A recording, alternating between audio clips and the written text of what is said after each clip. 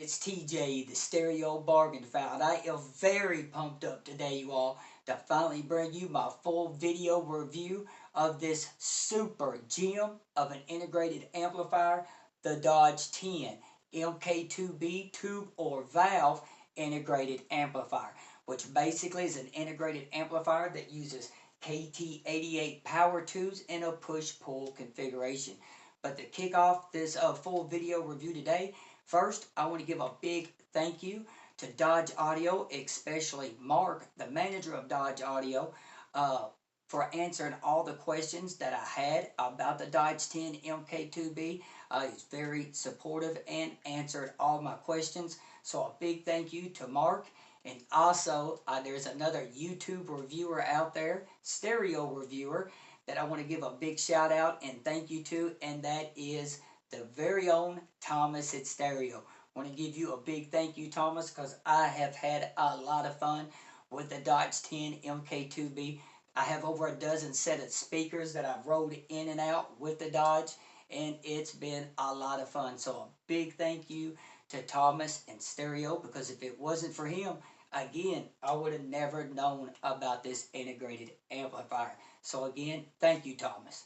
But anyways, I want to go ahead and kick this video off real quick with a couple specs and features for you all. Some really cool features that the Doge integrated amp comes with. I want to talk about the overall build quality. Now, I know you can see from the outside that the Doge integrated amplifier is built like a tank. And yes, I will give you all a close-up look all the way around the amplifier. But another thing I want to talk about real quickly is how Doge Audio incorporated a lot of high-end audio electronic components inside of their circuitry, because that is very impressive to me. Build quality means a lot to me, not with just sound performance, but with reliability also. And then, yes, I'm going to have a comparison for you all. I'm going to take my very own reference integrated amplifier, which is a 52-pound solid state Class AB integrated amplifier, my Yamaha AS1100. And I will tell you this, the Doge 10 MK2-B, you all, it's no lightweight. It's coming in at 59 pounds, you all. That's right, 59 pounds. So that already lets me know, hey, we got some big power transformers inside this integrated amplifier. But anyways, let's just go ahead and jump into some more specs. Now, the frequency response of the Doge is rated all the way down from 16 hertz all the way up to 60 kilohertz.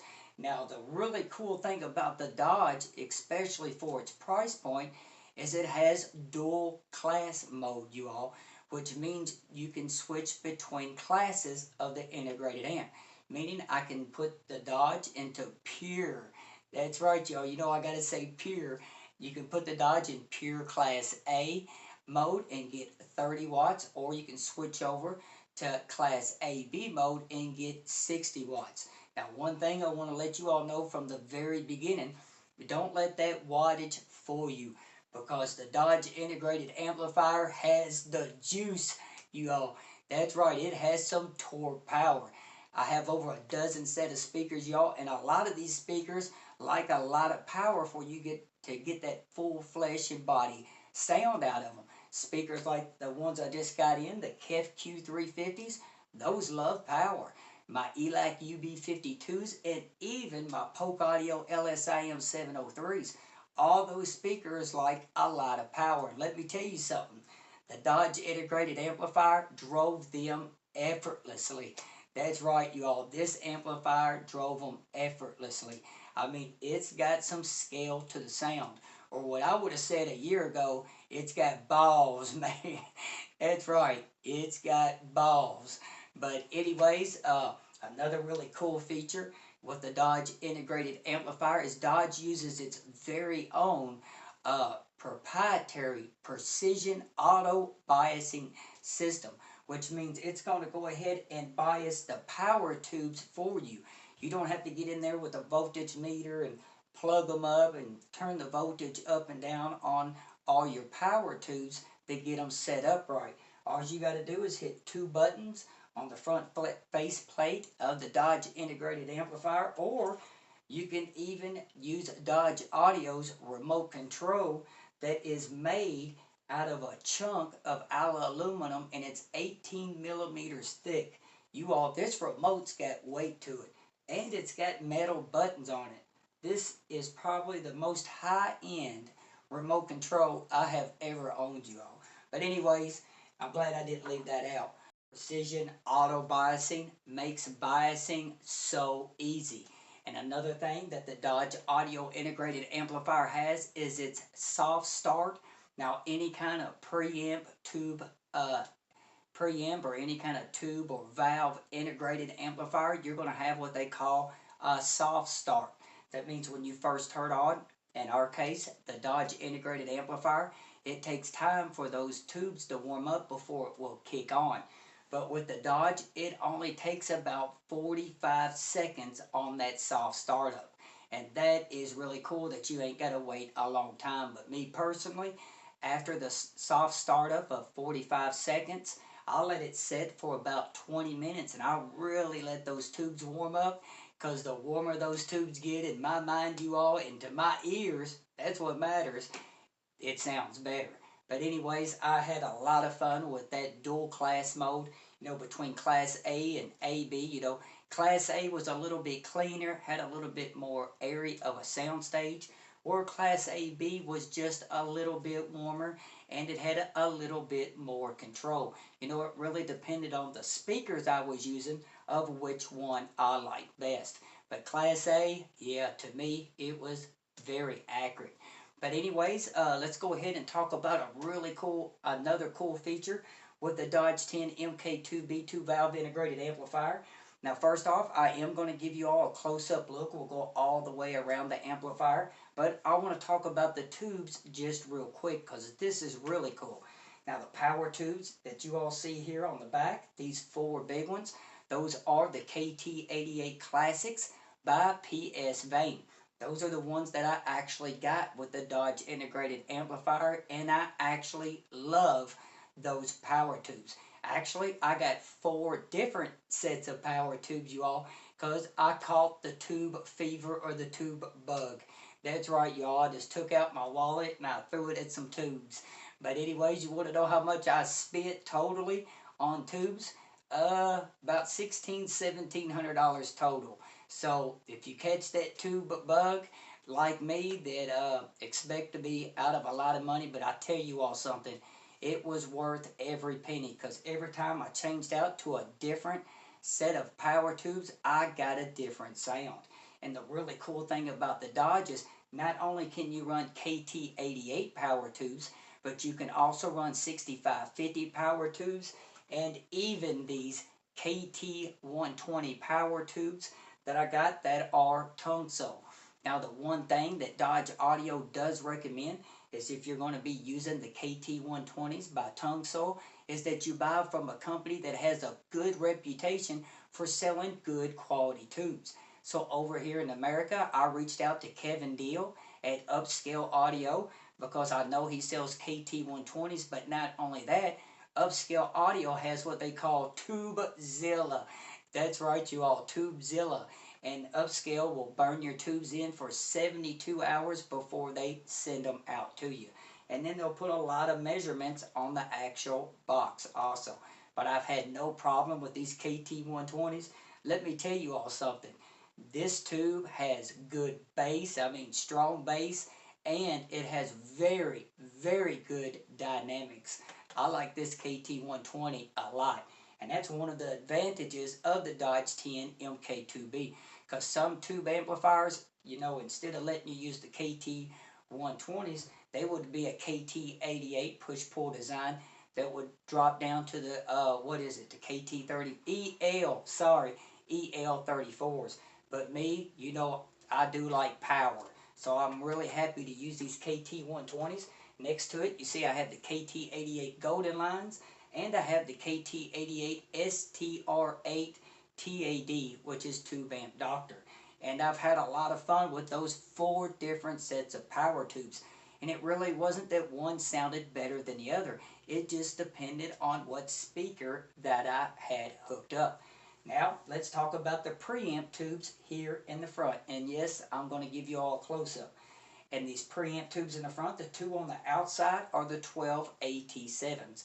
That's at a 60 gain.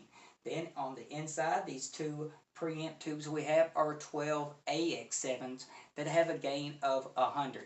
Now I actually have 3.5 sets of preamp tubes.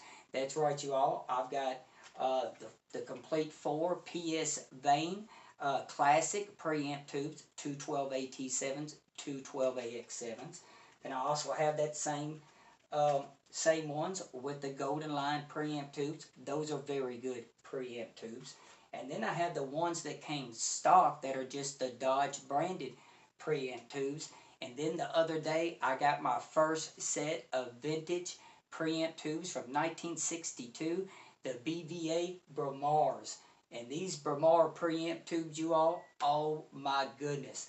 I mean, the Doge integrated amplifier already had this amazing dimensionality in the low end bass, but when I installed those Bramar preamp tubes, oh my goodness, y'all, I got more dimensionality even in the bass. And the top end got a little bit of lushness to it while still maintaining very good detail, and it just gave it just that little bit of a lushness to it while staying accurate. I was just like, damn, that sounds analog, man. But anyways, these Bramar preamp tubes, those are the truth. But anyways, I guess that about wraps it up, you know, with the specs of the amplifier. Now I want to go through real quickly with you all with the build quality. We already know that this Dodge 10 MK2-B weighs a hefty 59 pounds or 29 kilograms. So it's no lightweight. It has a big power transformer inside. But not only that, Dodge Audio incorporated some very good electronic components into their circuitry. And one of them being they used a huge choke of 1H, 1A that's Z10 core steel. And using that huge choke, Dodge Audio uses what they call pi filtering, you all. It means they use electrolytic capacitor before the huge choke and electrolytic capacitor after the huge choke. And a huge choke like that, y'all, can cost as much as a big power transformer. But with this pi filtering, what it allows Dodge to do is to produce very clean power while still having very good, strong, and stern low-end bass. So I thought that was a really smart design by Dodge Audio. And another thing that Dodge Audio uses is their coupling capacitors, or what some people would call notch filters. Dodge Audio uses high-grade United Kingdom ESA clarity caps, you all. That's right, there is 6 of them in the circuitry. And these same ESA clarity caps are used, you know, by a speaker manufacturer named Sonus Fiber. They use them in the crossover design of their $25,000 speakers. They use those clarity caps. And here we're finding it in an integrated amplifier around the 2,000-ish US price range. That is very impressive. And the reason why, you know, notch filters are very important is because the audio signal are running through them, y'all. So basically what Dodge Audio did is we have a clarity cap on each one of the power tubes, and then on the front 4 preamp tubes, we got one clarity cap for the left channel, and we got one clarity cap for the right channel. But I just thought that was so impressive for its price point that Dodge is using clarity caps. I mean, that's very impressive. Another thing that is very important with the integrated amplifier, you all, is the volume control. The volume control is very important, and Dodge Audio didn't skip out on that. They actually used a high-quality Japanese made Alps Blue Velvet volume control. And a lot of people out there, audiophiles, you all know about the Alps Blue Velvet volume control. It's a very good volume control that has very low distortion. So great job by utilizing that, Dodge Audio. Another thing Dodge Audio uses is high-grade output transformers that again are made out of that Z10 core steel, just like the huge choke is. That was nice to see. And then inside of the circuitry, the cabling that Dodge Audio used is of high-grade PTFE silver. So they didn't even skip out on you know, the cabling inside the integrated amplifier. Nice job, Dodge Audio. And another thing they used was high-grade German-made gold-plated Omron relays. And you know, you add all that together and you're like, how in the world can Dodge Audio sell this integrated amplifier at that price and still make a profit incorporating, you know, all this higher grade electronic components in their integrated amplifier? And they can do this because they are selling it factory direct. And down in the description box, I will upload their link, and I will also upload the link of Thomas and Stereo's review of the Dodge MK2-B integrated amplifier that he reviewed. Because Thomas, he done an awesome job on that. And I will tell you all straight up, I bought the Dodge 10 MK2-B for myself, and I am very, very happy with it. So now I'm going to pause the video real quick, and then I'm going to talk about the overall sound performance of the Dodge 10 MK2-B Tube Valve Integrated Amplifier. That is a super gem of an integrated amplifier, or what I would call a Bargainphile bandit. Before I jump straight into the overall sound performance of the Dodge 10 MK2-B Tube or Valve integrated amplifier, there's one thing I need to clear up real quickly.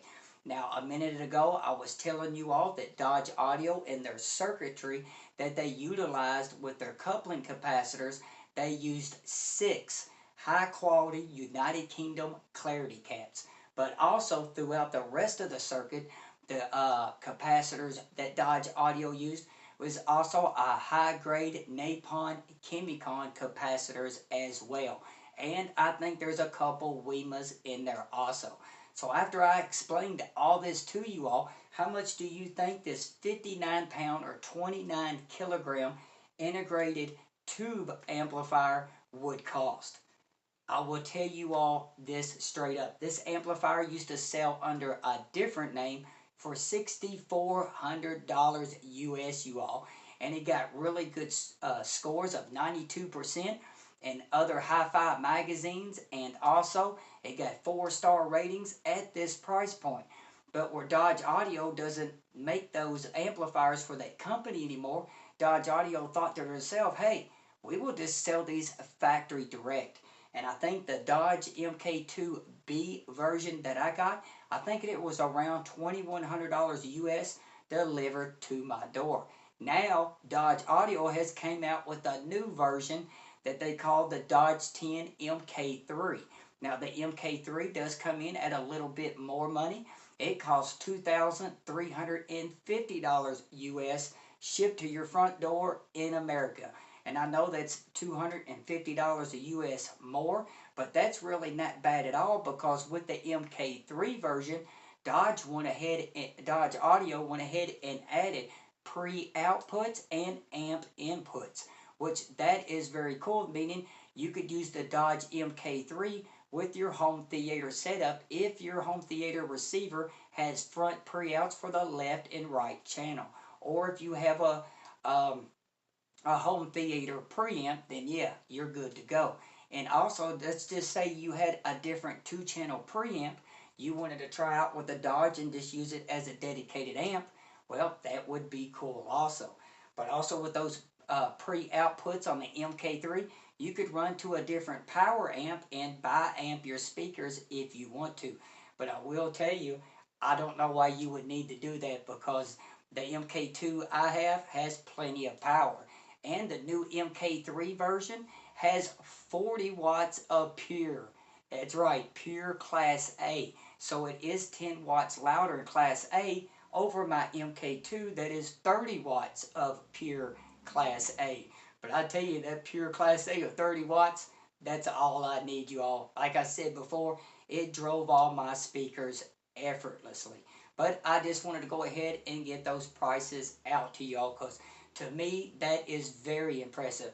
I mean, this integrated amplifier is what I would call a super gem of an integrated amplifier, or a Bargainphile bandit. And a Bargainphile bandit means that it sounds and performs 3 times its price point. And I have never once on this channel, since it has started, have I had a Bargainphile bandit. The Dodge 10 MK2-B is the first one, you all. I have been so impressed overall with this amplifier that let's just now jump into what it sounds like. Let's start out with the low-end bass. The low-end bass of the Dodge 10 MK2-B, while being hooked up, you know, I hooked it up to 12 different sets of speakers I have, and the low-end bass, you all, has some real dimensionality to the bass. Meaning, I just don't hear bass in front of the speakers. I'm hearing the bass in behind the speakers, you know, giving me very good bass layering, I guess you could call that. But I don't want you all to get me wrong. You know, the bass isn't overly muscular. It isn't tilted up. The bass is really linear. You know, if I play a playback recording, here I have a couple CDs over here. One that I use when I'm testing out bass is I use Bellaflex Greatest Hits. This has some really great bass on it. And when I play really good tracks that have good bass to it, well, that's what I hear is very good bass. But if I play a music playback that has weak or thin bass, then that's what I'm going to hear is weak or thin bass. The bass isn't tilted up, but the bass is very linear. But it does have good grip. I mean, you all, I am shocked at these Kev Q350s of how low that stand mount speaker can go. I mean, it's right there with my Polk Audio LSIM 703s. And the Dodge has no problem driving those speakers down to those low frequencies. I mean, for a stand mount, that Kev Q350 is very impressive, you all. So the bass to me is outstanding. So now let's talk about the mid-range, or what some files would call the mid-body. And one thing I want to tell you all straight up is, you know, I used over a dozen sets of speakers with the Dodge to give me a better perspective over all of its sound character. And one thing I noticed right off the bat, you all, is that the mid-body is the star of the show, especially when it comes to the amount of textural information that I was getting out of the Dodge to my speakers was very impressive, y'all. Even the instrument's tonality is jaw-dropping for its price point. Now, when I was sitting back and I was listening to drums playback, you all, like Now's Lufgren, electric guitar and drums solo, I just wasn't sitting back and just hearing the drums, you all. I was actually visualizing what the drums were made of. I mean, that initial attack, oh my goodness, you all, this amplifier has amazing attack. And you know, when I was sitting back listening to an electric guitar, like Joe Bonamassa's CD that I have, the Royal Albert Hall CD, very good recording. But when I was sitting back and listening to that ripping electric guitar, the decay and the airiness of those notes going out into the sound stage, oh, you all, that was breathtaking. But even when I was listening to instruments like the violin, when I'm sitting there listening to the violin, you all, I just wasn't hearing the strings of the instrument. I was actually hearing the body of the instrument also. And to me, that could not put a bigger smile on my face, y'all.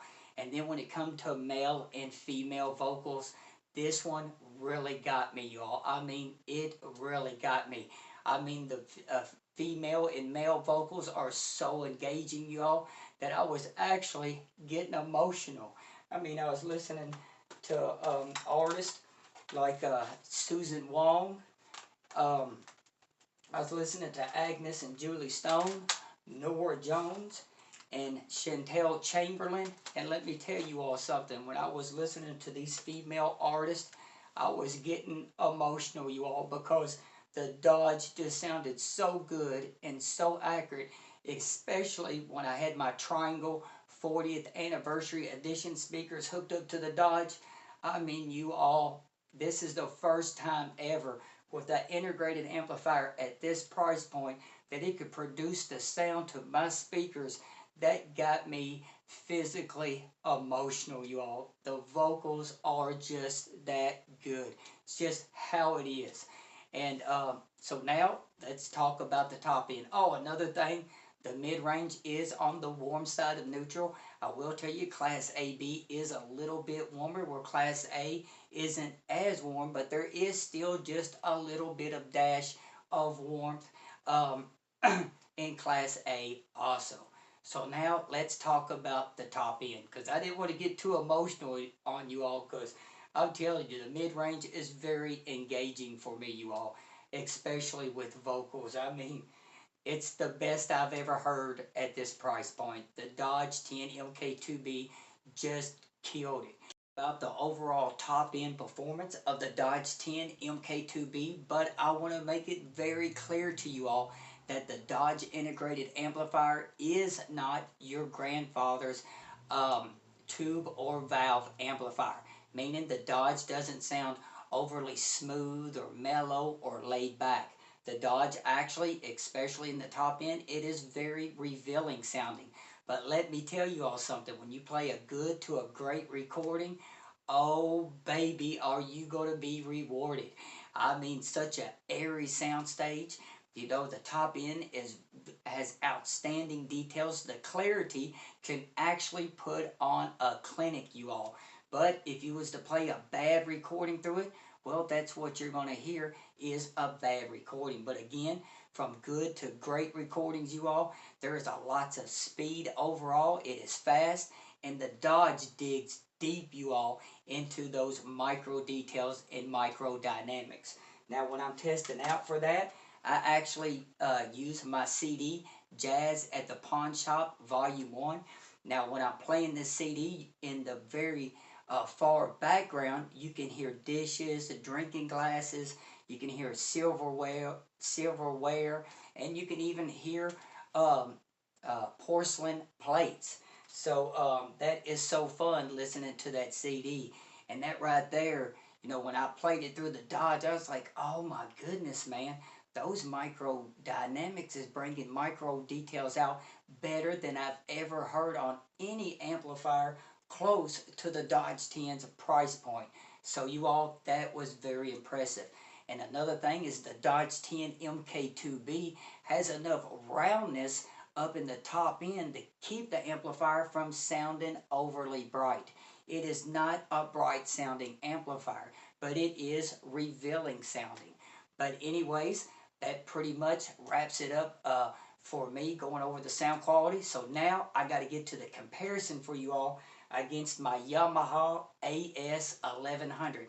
I'm going to pause the video and take a quick break, and I'll be right back. Well, finally, for the comparison. This video is getting a little long, so I'm going to run through this comparison very quickly. And to compare against the Doge 10 MK2-B, I will be using my personal reference integrated amplifier, my 52-pound Yamaha AS1100. That is a solid state amplifier in Class AB. And it is rated at 90 watts at 8 ohms and 150 watts at 4 ohms. But one thing I want to tell you all straight up at the beginning of this comparison is that both amplifiers almost scale up the same, you know, of having that overall density of sound. I will slightly give the edge to the Yamaha AS1100, which to me was very shocking, especially the Doge 10 MK2-B being a tube integrated amplifier.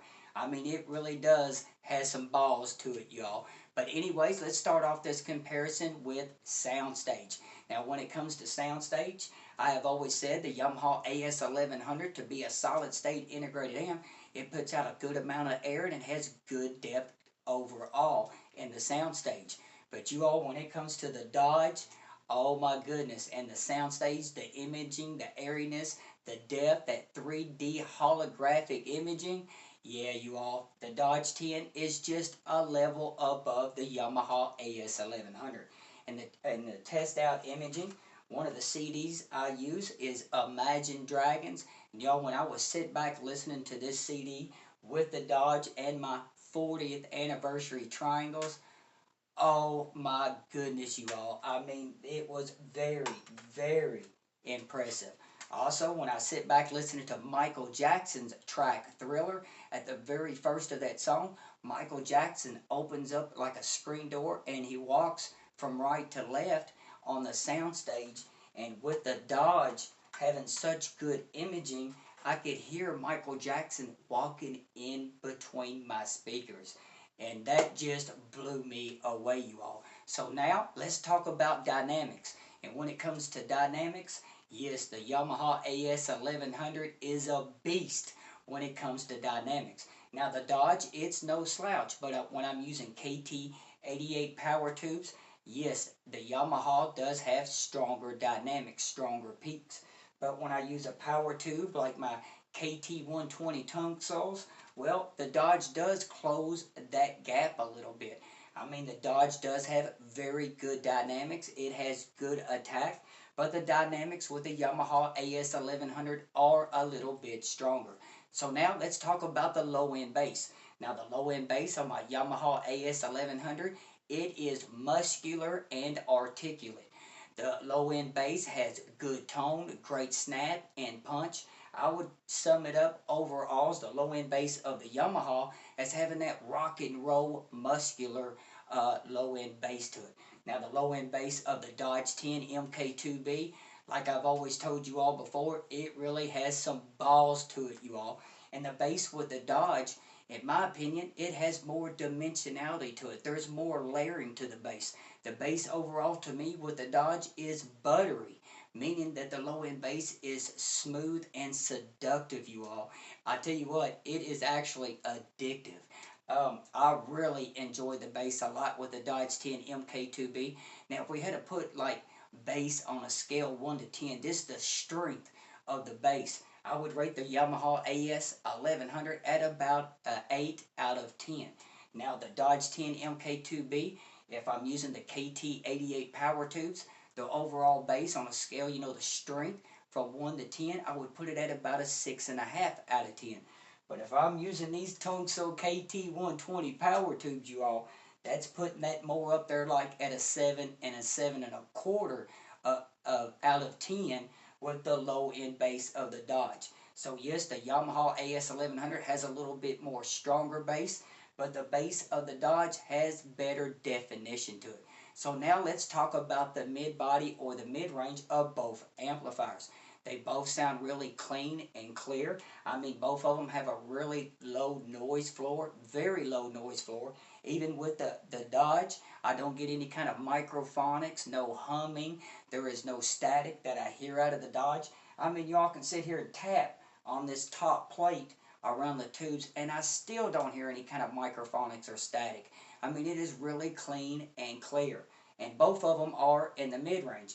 But the Yamaha AS1100 has this forward presentation in the upper mid-range and the lower treble, and that forward presentation can sound lively, and it can have a little bit of aggression to it, or some people would say, you know, it can be a little polarizing, you know, having that bump in that forward presentation. But some audiophiles would call it a hardness. I've always said it, you know, it has like a little bit of a bite to it. But here's the thing, you all, the Doge 10 MK2-B, it also has a forward presentation in the upper mid-range and the lower treble. But the Doge 10 does a better job of maintaining its accuracy while not sounding overly harsh. There's more maturity to that sound in the mid-range. And we talk about mid-range texture, you know, tones of notes, even with male and female vocals. Yes, you all, the Doge 10 MK2-B is on another level in that aspect also. I will tell you all, the Yamaha AS1100 doesn't have the best treble refinement. But the Doge 10 MK2-B, it does, you all. It has a very accurate sound. So now, let's get up into the top end. You know, those hi-hats. The one thing about the Yamaha AS1100 is it has a lot of clarity, you all, and it does put a lot of air out, and the clarity is just really, really good. But the Doge 10 MK2-B, wow, it has very good clarity and details. It sounds more accurate in my humble opinion, you all. It's just a little bit easier on the ears. Even in the top end sometime with the Yamaha AS1100, you know, it can sound a little fatiguing to me on certain speakers. Now, speakers like my ELAC UB52s, that was a good pairing with the Yamaha AS1100. Kind of warm sounding speaker. It's a little bit dry, but anyways, that was a good. But my other speakers that already present that forward presentation that can be very revealing, well, the Yamaha AS1100 paired to speakers like that can be a little too much of a good thing. Where the Doge 10 MK2-B, even though you know it has that forward presentation in the upper mid-range and the lower treble, it does it with maturity, y'all. Very good maturity. But overall, you all, when I was comparing them back and forth, I'm just going to tell you all straight up. I was very impressed with the Doge. And you all know I'm a huge Yamaha fan. Huge Yamaha fan. But you all, this is a hard pill for me to swallow. And it is to my subjective, humble opinion. But in my opinion, the Doge 10 MK2-B outclassed my Yamaha AS1100. I mean, it is what it is, you all. I did not see that coming. I had no idea that the Doge was going to have, you know, that amount of scale to the power of the sound. That was very impressive to me. And it does it, you know, with a maturity to it. But anyway, that pretty much wraps up the comparison for me, you all. Yes, again, it was a hard pill for me to swallow because I love my Yamaha AS1100. But I'm in love with the Doge 10 MK2-B. And it is truly, you all, a bargain-fi bandit. Or what some people would call a super gem of an integrated amplifier. And I know some people out there are going to say, well, TJ, what's some of the caveats with the Doge 10 MK2-B tube valve integrated amplifier? You know, even compared to my Yamaha AS1100. One thing is in the future, you are going to have to spend money to buy new tubes for the Doge 10 MK2-B. Whereas the Yamaha AS1100 being solid state, all you got to do is plug it up. And I know people out there say solid state is more reliable than tube integrated amplifiers, and that is true, y'all. But I've had the Doge 10 for about 8 or 9 months, and I'm a music fan. I'm somebody that don't hardly ever watch TV, and I play the Doge every single day. I mean, I probably put 5 years worth of listening time on it with your average audiophile. And it has held up very well, y'all. I have rolled tubes in and out so many times, and the sockets still stay very strong. But, yeah, that pretty much wraps up the comparison for me. So I'm going to give you all a close-up look of the integrated amplifier, the Doge 10 MK2-B tube valve integrated amplifier. Okay, y'all, before we have this close-up look of the Doge 10 MK2-B, I want to go over very quickly of speaker pairing. I almost forgot.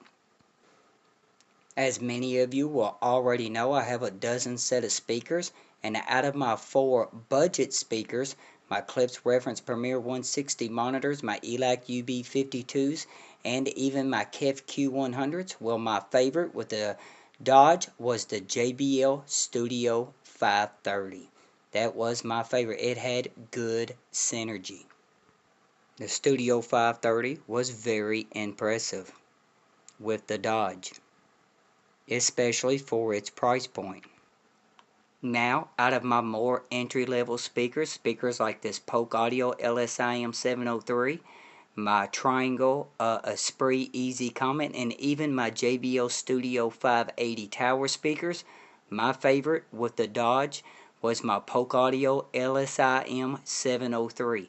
And let me tell you all something. There was great synergy with the LSIM 703 and the Doge. I mean, the Doge really helped, you know, to give the Polk Audio better treble refinement, a little bit better sparkle. The texture and tonality got much better when using the Doge compared to my other amplifiers. Very good synergy with this Polk Audio LSIM 703. Now, when it comes to my speakers that are over $1,500 US, well, I only have one, and this is the $2,200 US Triangle 40th Anniversary Edition Comite, and it has been completely revamped differently from the regular Triangle Esprit Easy Comet. I will be reviewing this speaker very soon, but let me tell you all something.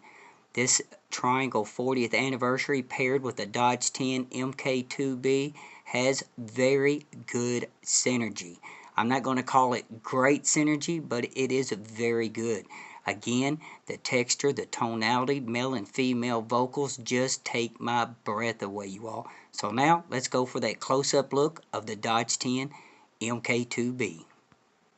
But overall, my Polk Audio LSIM 703 did have the best synergy out of my dozen speakers with the Doge 10 MK2-B.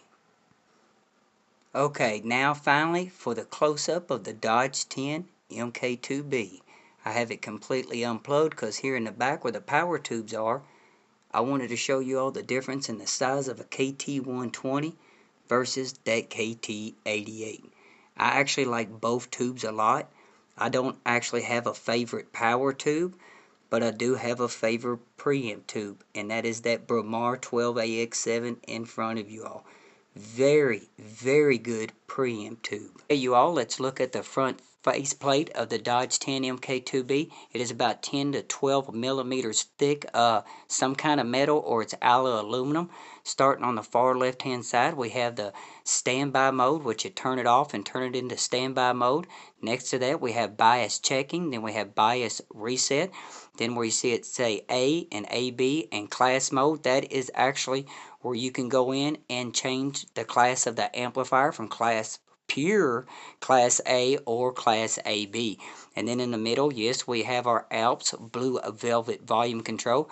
Then next to that, you'll see it says tube, and you'll see 4 LED lights below it. Now what that is, those lights turn red when you're biasing the power tubes, but once each of the tubes get biased, it will turn blue. Then next to that, we have our source selector, and we do have auxiliary 2, auxiliary 1, video. Let me get that in better for you all. Tuner, DAC, and CD, and those are all analog inputs. Then we have this really nice feature that comes with the Doge, the feedback control. Now you can put the feedback in low, medium, or normal. Low's at 12 dB, medium's at 14.5 dB, and normal is at 17 dB. And you'll just have to go back and forth through those settings to see which one sounds best with your speakers. And one thing I think is really cool about the Doge, not only is it built like a Sherman tank, but look at these big pillars they got in every corner to help with the stability of this heavy 59-pound integrated amplifier. But not only that, y'all, these are made out of metal.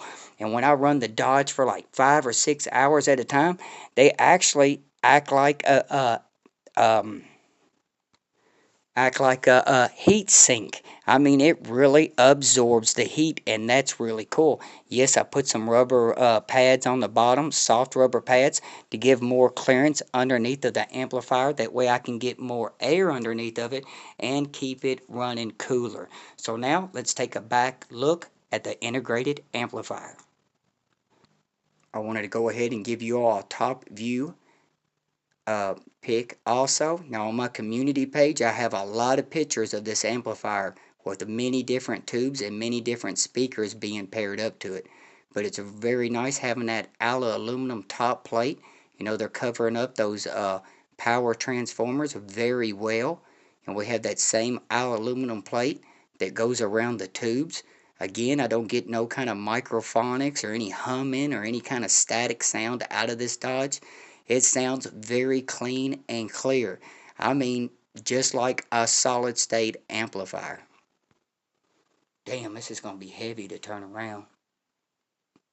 Oh my goodness, you all, that was very heavy. So if we start over here on the far side, you'll see that we have all our analog inputs. 1, 2, 3, 4, 5, 6 analog inputs. We have the CD, the tape, the tuner, the video, the aux 1, and aux 2. And then you have a line out if you want to do some kind of recording. Then we have these nice, beefy, chunky 5-way binding posts in the back. And we do have 4 and 8 ohm taps. Then over here, we actually have a ground. Now, I have the ground in normal mode. I have never had to go use the noise reduction that it has, and it has another ground on the bottom, but I've never had to do that. And then you see we have our power IEC plug-in. It is a 3-prong, and above it we do have a inline fuse, so you don't have to go inside the integrated amplifier if the fuse ever blows. You can just pop it out right here. Now that fuse is 250 volts and 6.3 amperage. And above that we have our power off and on toggle switch. Well, that pretty much wraps it up for me, you all. I'm sorry this video was so long, but I had a lot to get out to you. And yes, you all, this integrated amplifier, the Doge 10 MK2-B, is a super gem of an integrated amplifier, or what I would call a bargain 5 bandit. But you all got to hurry up and get off here before the Yamaha camp comes and tracks me down. Until next time, this is TJ, the Stereo-Bargainphile. I want you all to remember that the number one component in your hi-fi system has always been you.